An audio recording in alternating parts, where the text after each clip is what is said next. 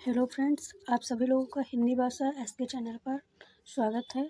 आज हम सभी लोग सीटेट दिसंबर हिंदी सिलेबस 2024 का देखेंगे, जो कुछ इस प्रकार है। हिंदी के अंतर्गत है पेपर 1 एंड पेपर 2, और इसके बाद है पहले पेपर 1 एंड पेपर 2 है, फिर उसके बाद भाषा वाला है कि भाषा 1 और भाषा 2। ठीक है। और हिंदी में कितने क्वेश्चन आते हैं? 30। प्रश्नों की संख्या 30 होती है। अब इसे हिंदी को 2 पार्ट है। पहले में है गद्यांश और पद्यांश, दूसरा है शिक्षण शास्त्र, जिसे जिसे शिक्षण शास्त्र कहते हैं। अगर पहले में कोई हिंदी लिया है, पहला पेपर किसी का हिंदी है, ठीक है, तो उनके पेपर में पहला एक गद्यांश और एक पद्यांश आएगा। अगर किसी ने हिंदी को दूसरे नंबर पर लिया है और इंग्लिश को फर्स्ट नंबर पर, तो उनके में दोनों गद्यांश आएंगे। ठीक है, ये समझ में आ गया। और शिक्षण शास्त्र, ठीक है। अब है आगे है जिसके अंतर्गत है व्याकरण। व्याकरण में कितने क्वेश्चन आते हैं? या गद्यांश और पद्यांश के अंतर्गत ही व्याकरण आता है, जो कि कितने नंबर का? 15 नंबर का आता है। और इसमें व्याकरण की संख्या, प्रश्नों की संख्या 4 से 5 होती है, जिनमें व्याकरण के अंतर्गत क्या क्या आता है? संधि, समास, संज्ञा, सर्वनाम, विशेषण, पर्यायवाची, विलोम, अलंकार। देखने में इतने कम टॉपिक हैं, देखने में कम है, लेकिन इन सभी से एक एक क्वेश्चन बनता जरूर है। जैसे कि पूछ ले कि कोई इस शब्द का विलोम क्या होगा, इसमें कौन सा अलंकार है, ये संधि है, ये समास है, इस सभी से क्वेश्चन बनता है। इन टॉपिक को एक एक करके सब तैयार कर ले। अब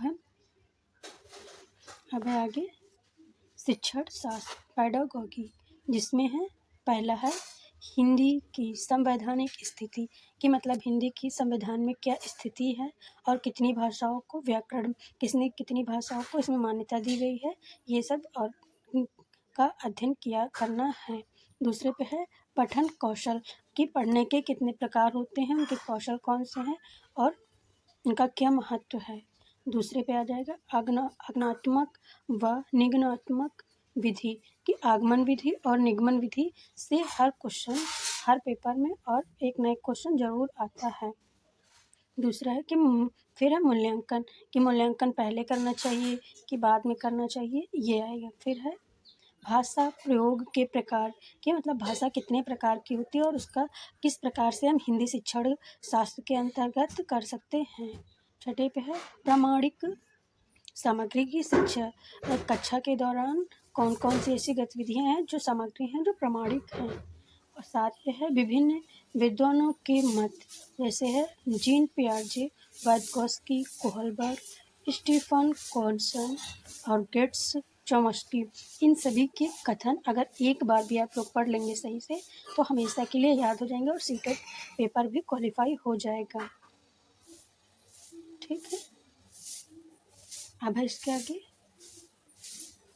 8 में है कि भाषा अर्जन और अधिगम, कि भाषा अर्जन अधिगम के बारे में अध्ययन करना है, कि ये कैसे प्राप्त होता है। अधिगम निरंतर चलता है कि रुक रुक के चलता है, कि शिक्षण शास्त्र में इसकी कोई ज़रूरत है या नहीं है, इस तरह के क्वेश्चन आते हैं। 9 में है NCF 2005 के अंतर्गत कितने सिद्धांत हैं। ठीक है। और फिर है 10 में NEP 2020 के क्वेश्चन पूछे जाते हैं हर पेपर में। 11 नंबर पे भाषा शिक्षण के सिद्धांत, की मतलब भाषा कैसे पढ़ाया जाता है, कि पहले ज्ञात से अज्ञात, निगमन, आगमन और बहुत से ऐसे शिक्षण शास्त्र सिद्धांत हैं जिनको कक्षा के दौरान, हिंदी शिक्षण के दौरान या क्लास के दौरान इनके सिद्धांतों का प्रयोग किया जाता है।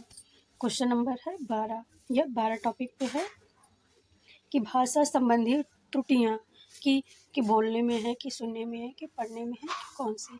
हर ये त्रुटियाँ हर पेपर में ज़रूर से ज़रूर पूछा जाता है, कि अगर कोई बालक त्रुटियाँ कर रहा है तो उसे निकाल देंगे, कि सुधार करने के मौका देंगे, कि उसे क्लास से अलग कर देंगे।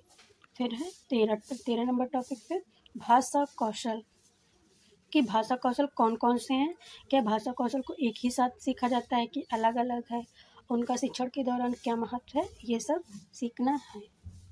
फिर है आगे, थैंक यू क्लास।